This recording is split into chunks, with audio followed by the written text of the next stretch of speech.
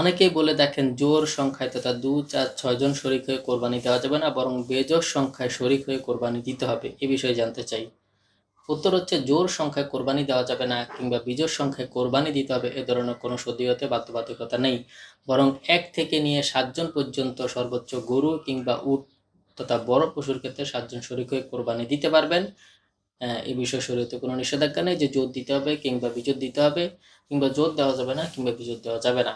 সহিহ মুসলিম যে জাবির ইবনে আব্দুল্লাহ রাদিয়াল্লাহু আনহু থেকে একটা হাদিস বর্ণিত আছে। তিনি বলেন, হুদাইবিয়ার বছর আমরা রাসূলুল্লাহ সাল্লাল্লাহু আলাইহি সাল্লামের সাথে প্রত্যেকটি উট এবং গরুতে 7 জন শরিক হয়ে কোরবানি করেছি। সুতরাং এখান থেকে বোঝা যায় সর্বোচ্চ 7 জন শরিক হয়ে কোরবানি করা যাবে এবং জোর বিজোড় যে কোনো সংখ্যায় কোরবানি করা যাবে।